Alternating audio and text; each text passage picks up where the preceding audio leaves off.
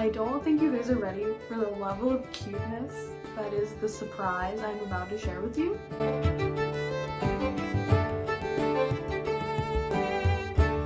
Hey there, babes and babes. Welcome back to Books and Tea Time. I'm Addie, and today we have a truly exciting video that I'm so happy to finally be filming. I was originally planning on filming this during Pride Month, but it didn't work out, but that's okay. On this channel, we talk about queer LGBTQIA2S+ books all year round. So I'm super excited to be bringing you over 100, I think we're at like 120 LGBTQIA2S+ book recommendations today. So this video is probably going to be really long, but either way, I have a completely unrelated surprise to share with you guys. I have a little bit of a life update of sorts, and I was not originally going to do this today, but it's going to be very hard for me to hide this surprise from you guys for much longer. We got kittens. I know. Beanie. Alexander and I adopted 2 kittens. This is one of them. He's an absolute crazy man. I was hoping to be able to like hold them up and show you guys, but they're being super fussy right now. But we got 2 kittens. They're like 2.5, 3 months old, and I love them both so much. I'm gonna insert a bunch of pictures right now really quickly of them so that you guys can see them. But yeah, we adopted 2 kittens from this rescue group. The same place that we got my dog from, actually. They're litter mates. The black and white one is the boy, and the gray and white one is the girl. And so, come here, Keel. Come here, buddy. Can I hold you? The boy's name is Killua. He is named after Killua from Hunter x Hunter, which is one of, if not, it's my favorite anime, and I think it's Alexander's favorite anime too. And then the gray one is named Arista, after a character from the Rhaenyra Revelations, which is my favorite fantasy series, favorite fantasy trilogy of all time.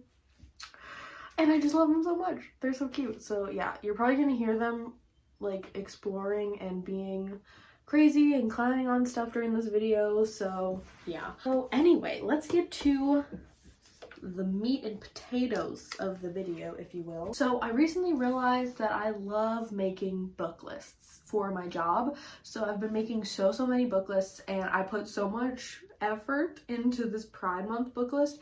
And so I wanted to make it into like a video format so that I could share it with you all here on my channel. We've got so many different genres, and I'm very excited to get into this video. So in order to keep this video manageable in terms of like editing and size, because my laptop can only handle so much, I'm only going to give you like a really quick snippet from each of the books. So I'm either going to give you like the tagline or like a couple buzzwords if I've read the book and like I know the vibe very well.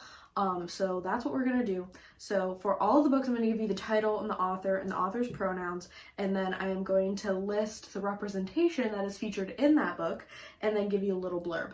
And I'm going to have a picture. I'm not going to do individual covers. I'm going to do a big picture with a bunch of the covers from each genre to try and help the editing process, because getting 120 covers downloaded to my computer is probably not going to work. But if I make them in Canva beforehand, it'll just make it easier. I hope that this is all making sense, but let's just go for it.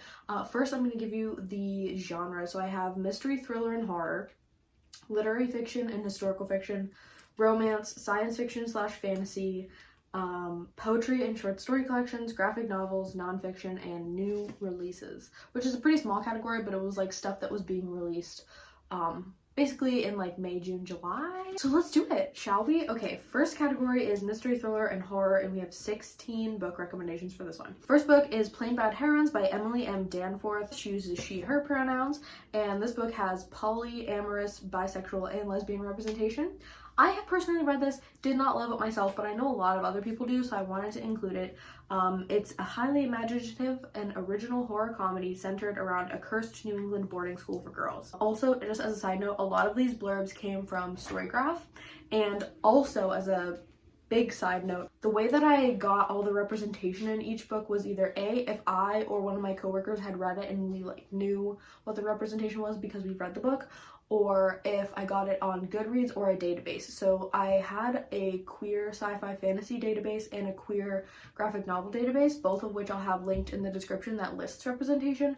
I also went to Goodreads and read like reviews of the book or like whatever category was like listed for the Goodreads, but like I'm not super certain on some of the Goodreads ones because I can't tell when Goodreads uses the term queer as like an umbrella term and when it is specifically saying that one of the characters in the book self-identifies as queer. So if I make any mistakes during this video, please comment it down below and I'll put notes in the description box and like tag, comment, pin everybody's comments. So please, if you've read these books and one of the representations is not spot on, let me know and I will be happy to fix that. Second book, The Gilda Stories by Jewel L. Gomez, who uses she, her pronouns. This book has lesbian and queer representation. It says, before Buffy, before Twilight, before Octavia Butler's fledgling, there was The Gilda Stories, Jewel Gomez's sexy vampire novel. Next we have I Am the Ghost in Your House by Maria Ramasco Moore, who uses they and she pronouns. There's trans, non-binary, pan, bisexual, and lesbian representation in this book because it's a wildly unique story about an invisible girl struggling to see herself in a world obsessed with appearances. Very intriguing. Next, we have The Girls I've Been by Tessa Sharp, who uses she, her pronouns. There's bisexual representation in this book.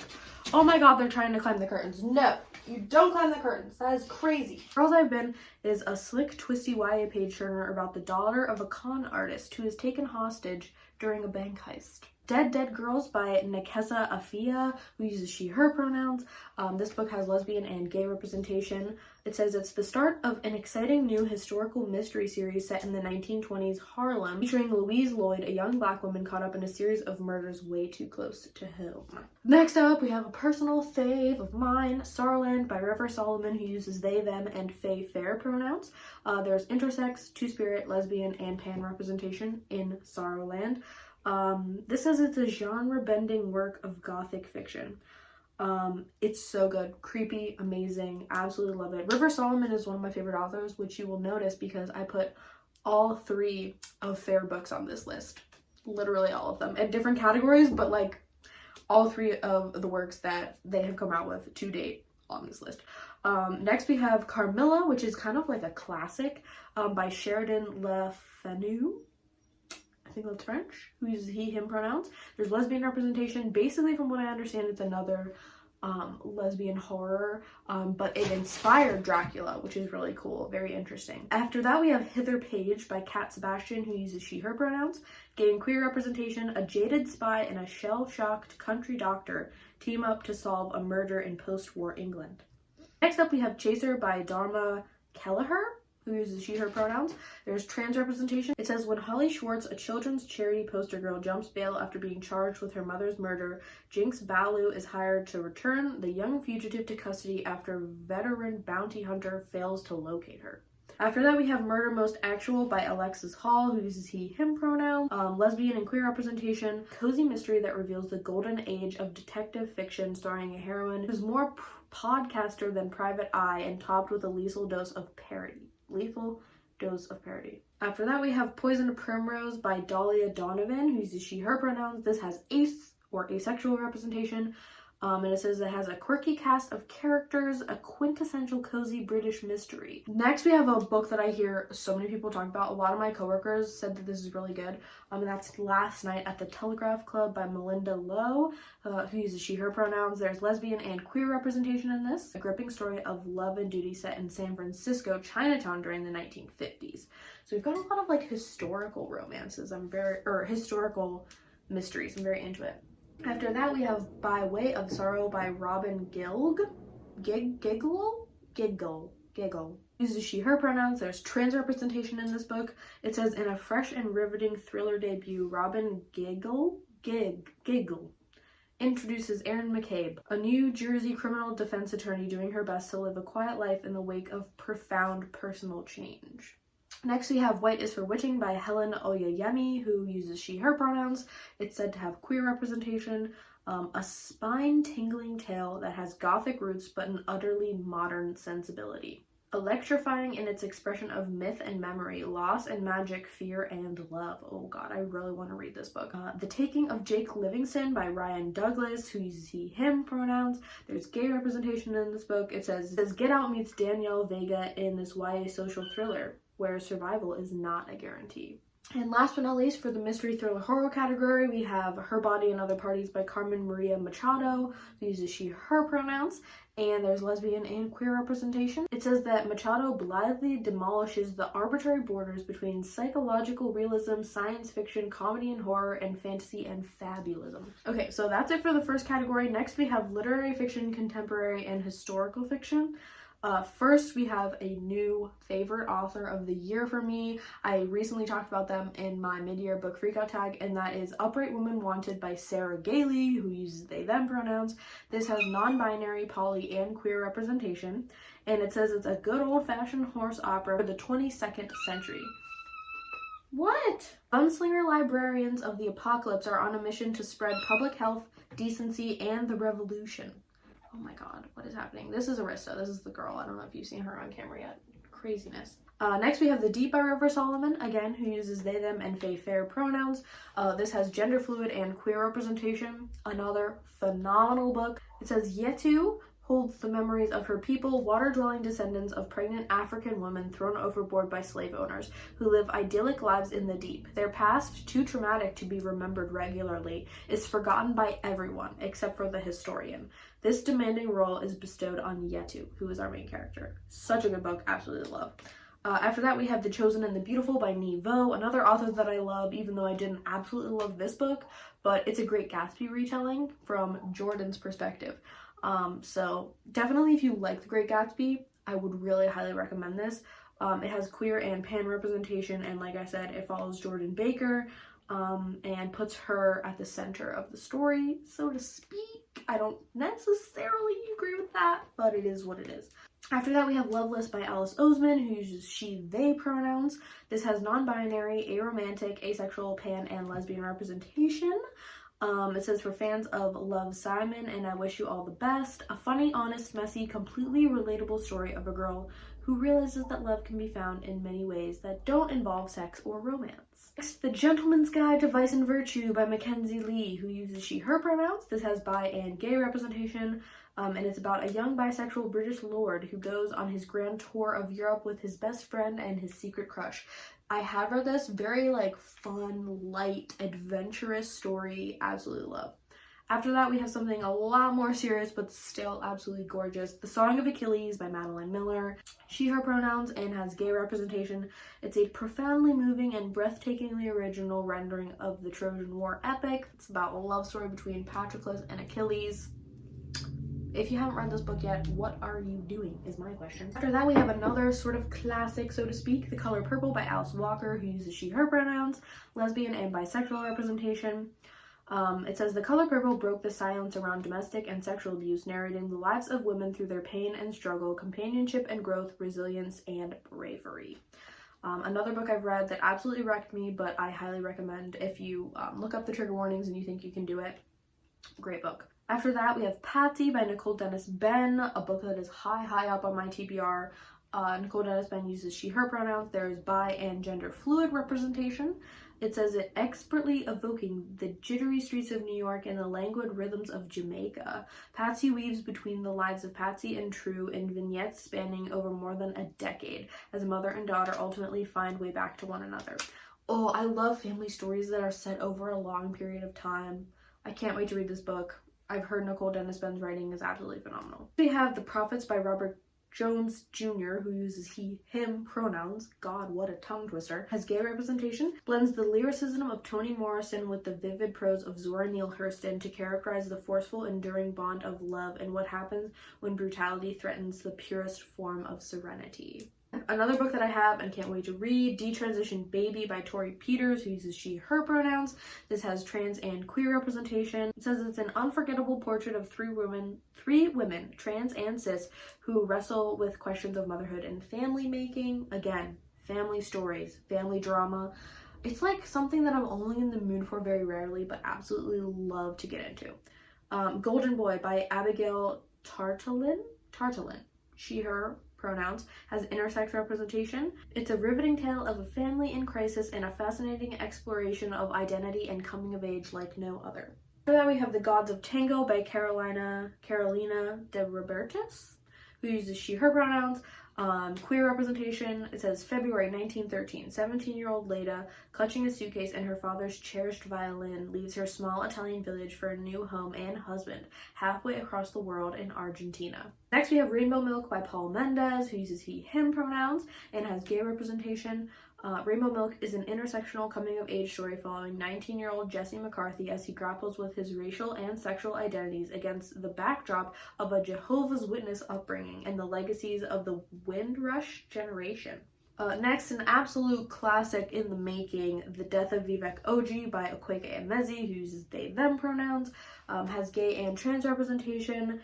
It says, a novel about family and friendship that challenges expectations, a dramatic story of loss and transcendence that will move every reader. After that, we have a contemporary, What If It's Us by Becky Abertali, who uses she, her pronouns, and Adam Silvera, who uses he, him pronouns, with gay representation. It says it's a smart, funny, heartfelt collaboration about two different boys who can't decide if the universe is pushing them together or pulling them apart. Oh, wow, I love that synopsis. Very cute. And last but not least for this category, we have Girl, Woman, Other by Bernadine Evaristo, who uses she, her pronouns, has non-binary, queer, trans, and lesbian representation, sparklingly witty and filled with emotion, centering voices we often see othered, and written in an innovative, fast-moving form that borrows techniques from poetry. Girl, Woman, Other is a polyphonic and richly textured social novel that shows a side of Britain we rarely see. Next up, we have the romance category, and one that I have read many a book from. First and foremost, a book that I read this year, Love and Other Disasters by Anita Kelly, who is a debut novelist and a non-binary author who uses they, them pronouns. This has non-binary and queer representation. It's about a cooking show where one of the contestants is a queer woman and the other contestant is the first openly non-binary contestant on the cooking show. Love, cooking, drama, romance, food, love it all. So good. After that, we have Red, White, and Royal Blue by Casey McQuiston. Oh my god, absolute fave of all time. Casey McQuiston uses they and she pronouns. This has bi and gay representation. And it is a big-hearted romantic comedy in which the first son of the United States, Alex, falls in love with Prince Henry of Wales. Enemies to lovers, glorious. Read it. That's all I'm going to say. After that, we have Milk Fed by Melissa Broder, who uses she, her pronouns.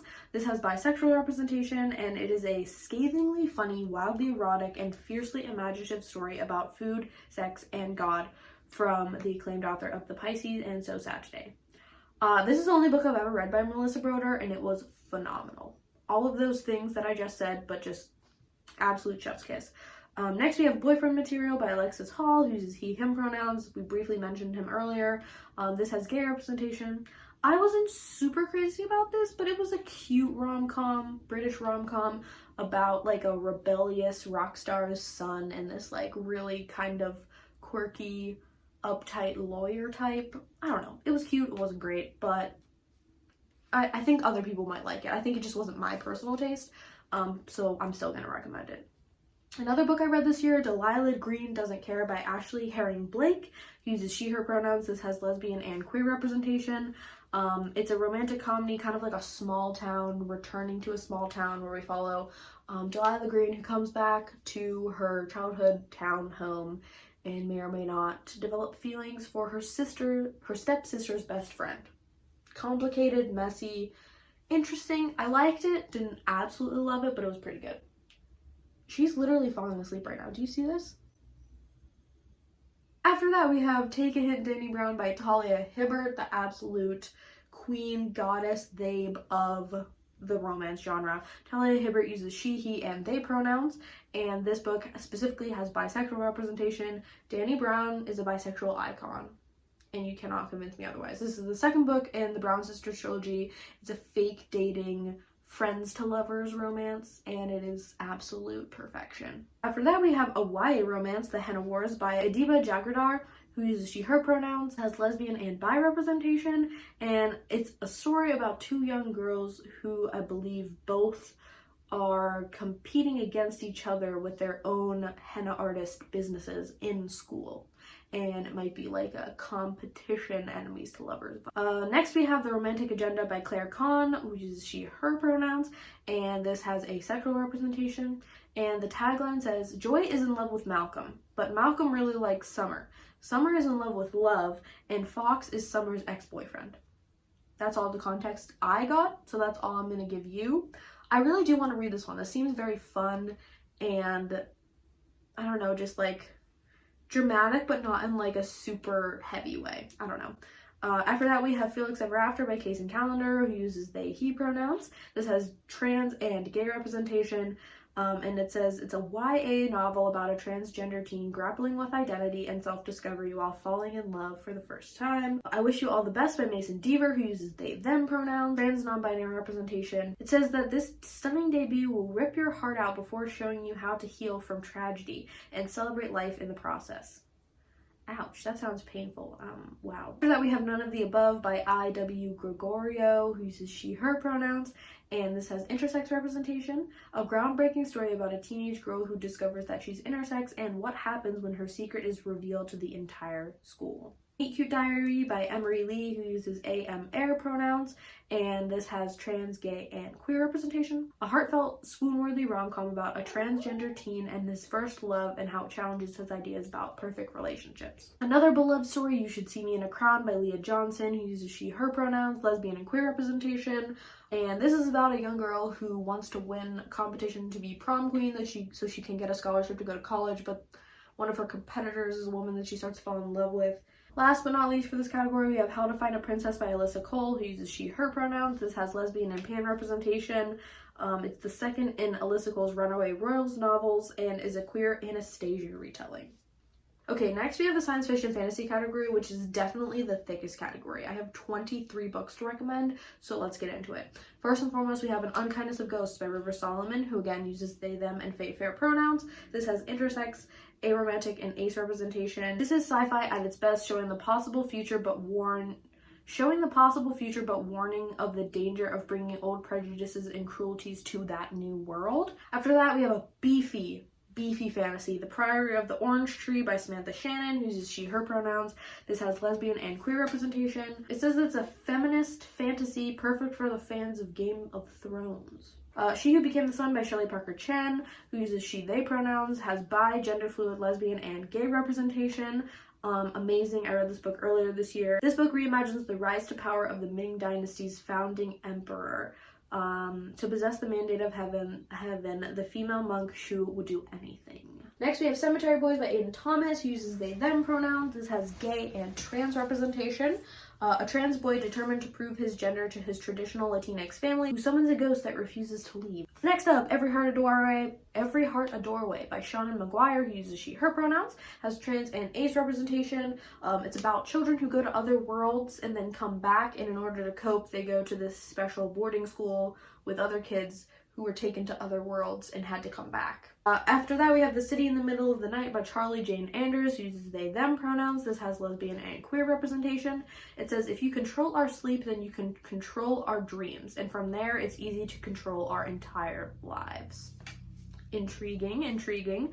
After that, A Song for the Wild Built by Becky Chambers, an absolutely delightful story. Becky Chambers uses she, her pronouns, and this has non-binary representation. And we're basically following a non-binary monk named Dex and a robot, and they investigate the question of what do people need. And it's just so good. Oh my god, I love it so much. Escaping Exodus, another stunning book that I read this year by Nikki Drayden, who uses she, her pronouns. This has pi representation. Pi, poly, and queer representation. It's the story of a young woman named Seska Kale, heir to the command of a biological city-sized starship carved up from the insides of a spacefaring beast. If that sentence does not get you immediately adding this book to your TBR, I cannot help you. Next, another beloved one by me, A Blade So Black by L.L. McKinney, who uses she, her pronouns. This has bi representation, and it is an urban fantasy Alice in Wonderland retelling where the protagonist is a young black woman. And she's just badass, and I love her. Next, Girls of Paper and Fire by Natasha Ngan, uses she, her pronouns. It has lesbian representation. Each year, 8 girls are chosen as paper girls to serve the king. It's the highest honor that they could hope for and the most demeaning. This year, there's a 9th, and instead of paper, she's made of fire. I love it so much. Have read that one. Very, very good. Sweet, fun. I do need to read the other 2 books in the series, though. Black Sun by Rebecca Roanhorse, another stunning one, another one that I have to read the sequel to.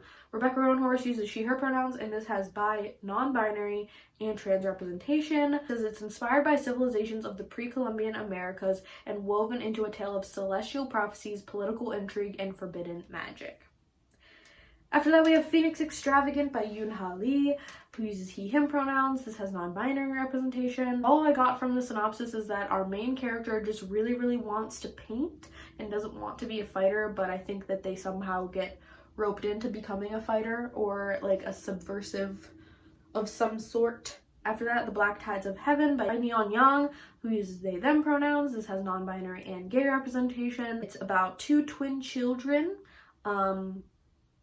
who have special powers, and they're like sold to this grand monastery when they're very young, and I don't know, there's a lot going on in the synopsis, but basically it's about magical twins and what happens to them. Next, we have The Once and Future Witches by Alex E. Haro, who uses she, her pronouns, lesbian and trans representation. In the late 1800s, 3 sisters used witchcraft to change the course of history. Pantomime by Laura Lamb, who uses she, her pronouns, has intersex, genderqueer, and bi representation.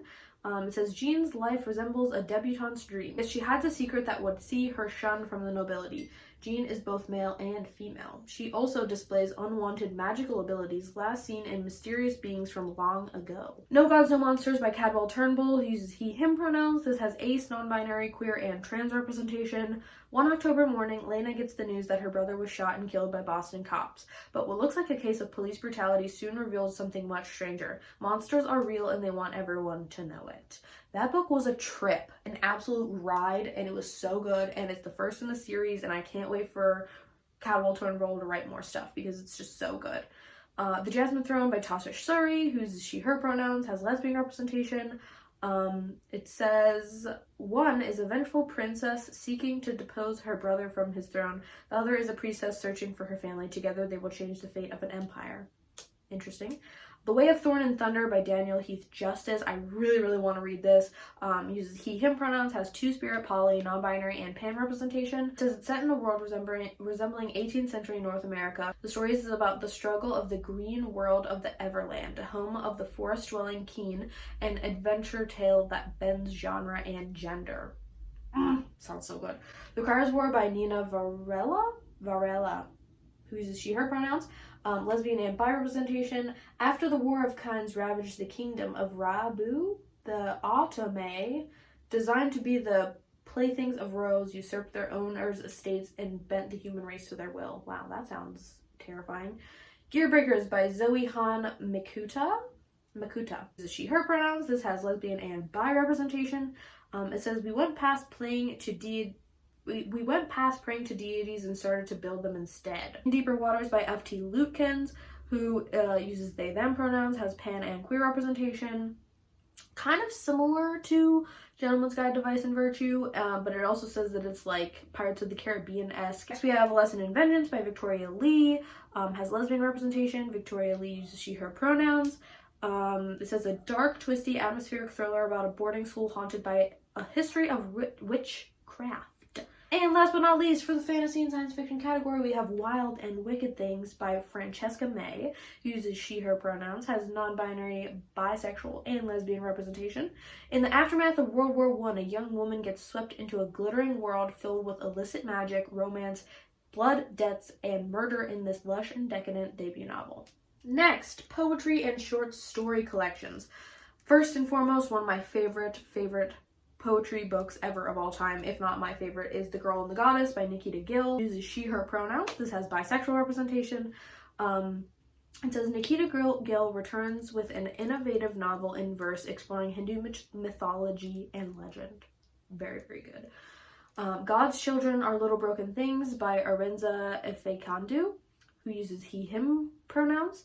It says queer representation. A stunning debut from one of Nigeria's most exciting young writers. The stakes of love meet a society in flux. After that, A Place Called No Homeland by Kai Cheng Tom.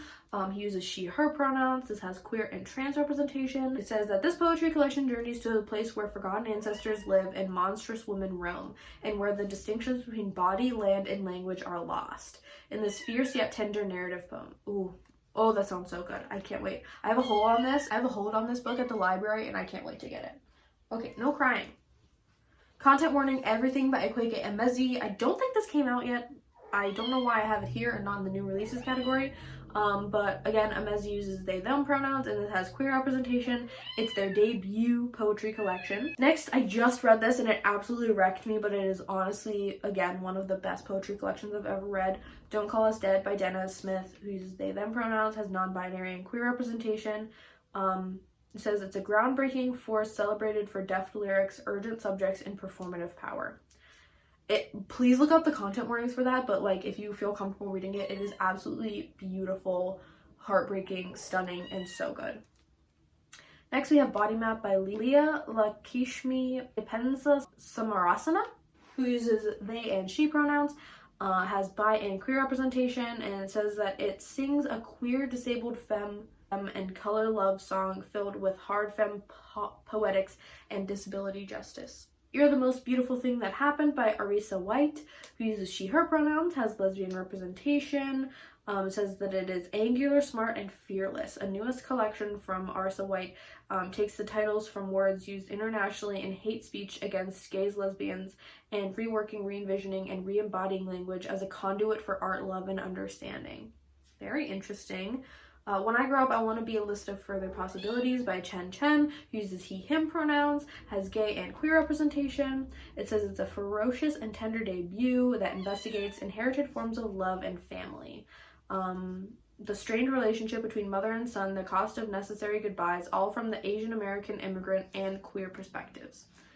Nature Poem by Tommy Pico, who uses he, him pronouns, has gay and queer representation. Nature Poem follows Teeps, a young queer American Indian or NDN poet who can't bring himself to write a nature poem. So, for the reservation-born urban-dwelling hipster, the exercise feels stereotypical, reductive, and boring. Holy Wild by Gwen Benaway, which I read and really, really loved recently.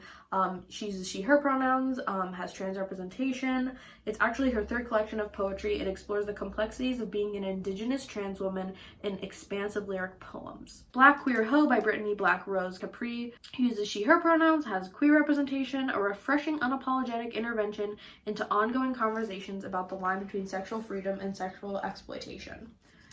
Another stunning, stunning short story collection, Love After the End by Joshua Whitehead. Just read this.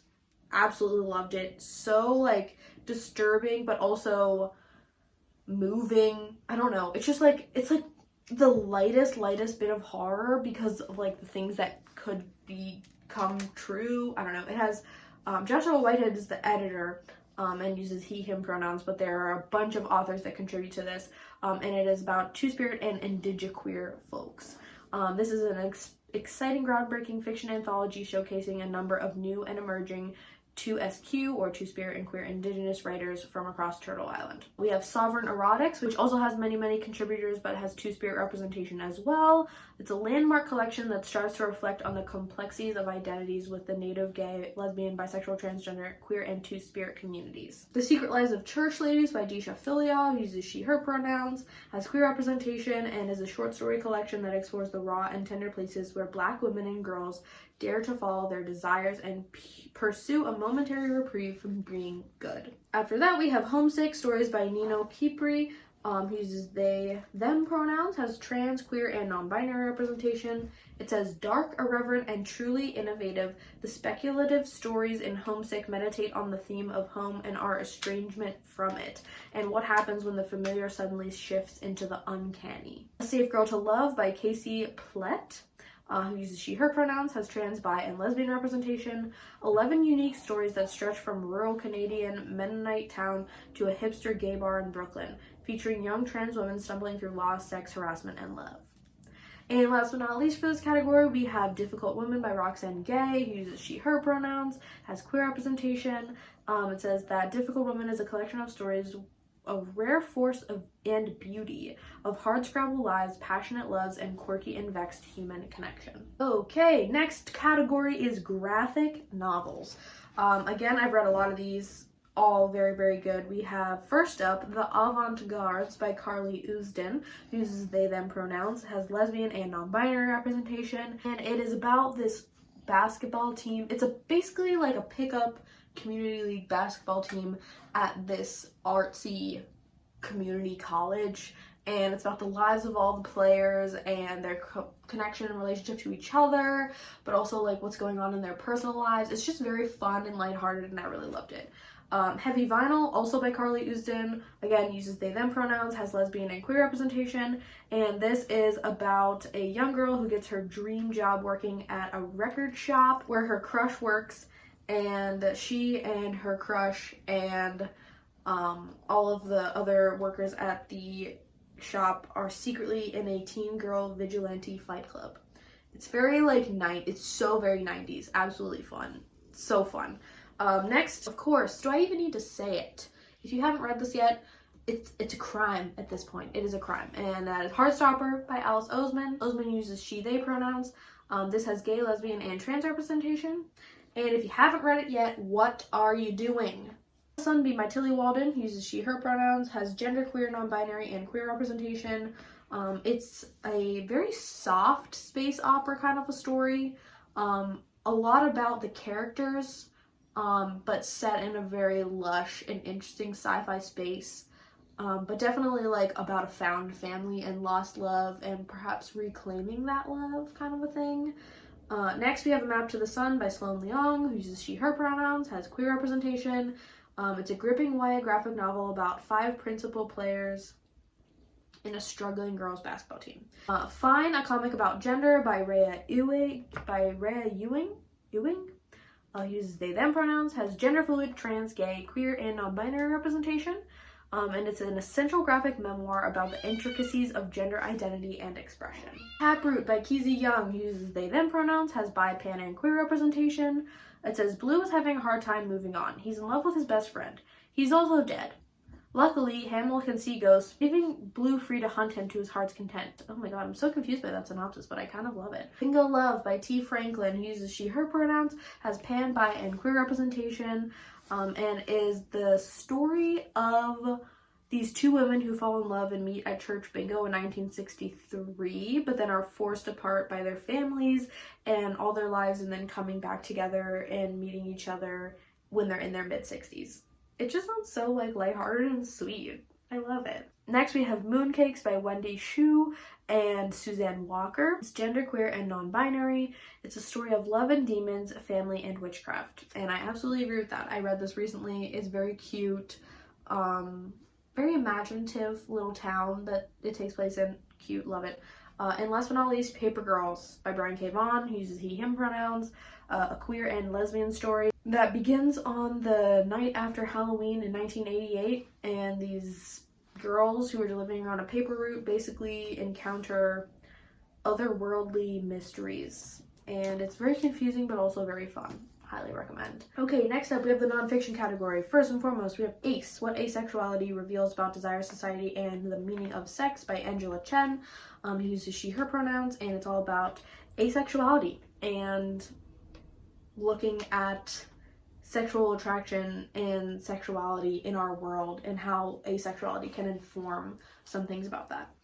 All Boys Aren't Blue by George M. Johnson, who uses they, them pronouns, it has non-binary and gay representation, and it is a YA memoir, coming of age, personal essay kind of a thing, where Johnson explores childhood, adolescence, and their college years in New Jersey and Virginia. Nobody Passes, Rejecting the Rules of Gender and Conformity by Matilda Bernstein-Sycamore, who uses she, her pronouns, has non-binary and trans representation.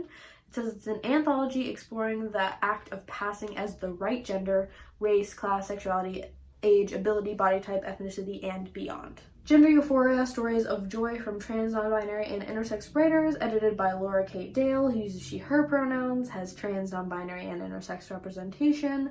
And it says, Gender Euphoria, a powerful feeling of happiness experienced as a result of moving away from one's birth assigned gender. In The Dream House by Carmen Maria Machado, who uses she, her pronouns, has queer representation.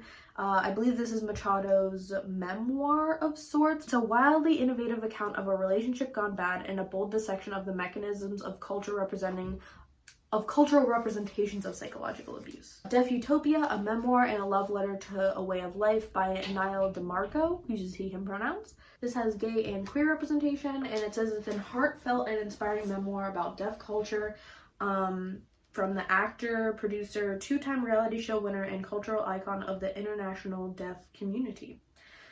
Tomorrow Will Be Different, Love, Loss, and the Fight for Trans Equality by Sarah McBride, who uses she, her pronouns, has trans representation. It's the story of love and loss and a powerful entry point in the LGBTQ community's battle for equal rights and what it means to be openly transgender.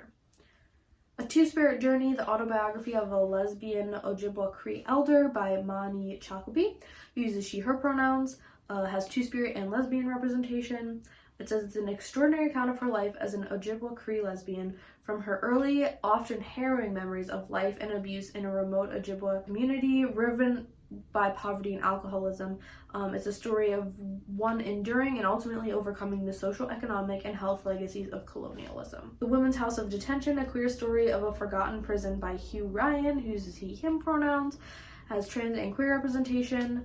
And it's a story of a now demolished prison and the women, transgender men, and gender nonconforming people who are held there. Transgender History, The Roots of Today's Revolution by Susan Stryker, who uses she, her pronouns, has trans and non-binary representation, covering America's transgender history from the mid-20th century to today. Transgender History takes a chronological approach to writing to the subject of transgender history, with each chapter covering major movements, writings, and events. Unapologetic, a Black, Queer, and Feminist Mandate for Radical Movements by Charlene Carruthers. He uses she, her pronouns, has queer representation. A manifesto from one of America's most influential activists who disrupts political, economic, and social norms by reimagining the Black radical tradition. We Are Everywhere, Protest, Power, and Pride in the History of Queer Liberation by Leighton Brown and Matthew L. Reimer, both of whom use he, him pronouns. Gay and Queer Representation, a rich, sweeping photographic history of queer liberation movement from the creators and curators of the massively popular Instagram account at LGBT_history. And last but not least, the final category we have is new releases. We have 11 books to talk about. Let's get it really quickly. First and foremost, Everything for You by Chloe Leese. Absolute favorite, had to mention it. Chloe Leese uses she, her pronouns, and this is a bi and gay, enemies to lovers, workplace, soccer, romance. It's glorious. Only one bed trope. Just, it's so good. You have to read it. Read Chloe Leese. Chef's kiss. You Made a Fool of Death with Your Beauty by Kweke Emezi, which is their debut romance book. Like I said, Emezi uses they, them pronouns, and this book has queer representation.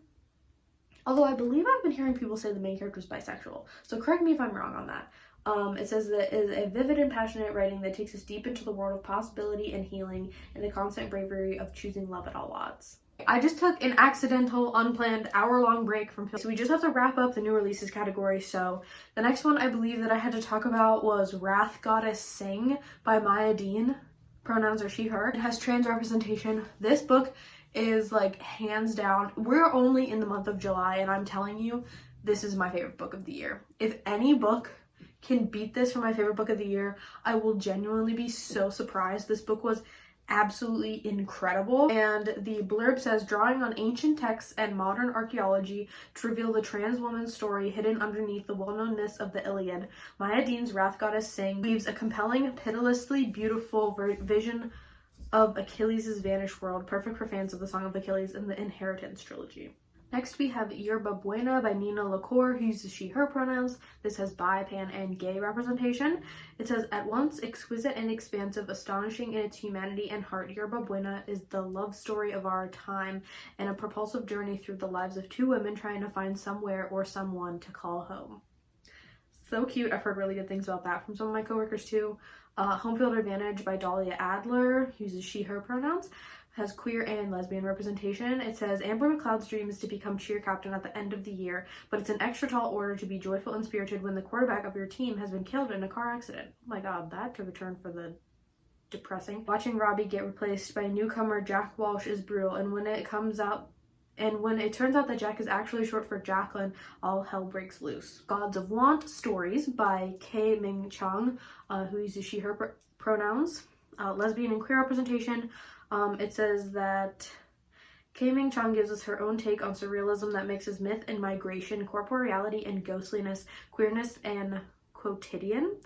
Stunningly told in her feminist, fabulous style, these are uncanny stories peeling back greater questions of power and memory. Next, we have Lake Lore by Anna Marie McLemore, who uses they, them pronouns, has non-binary representation, a young adult novel about two non-binary teens that are pulled into a magical world under a lake. Ophelia, After All by Raquel Marie, who uses she, her pronouns, has queer and lesbian representation.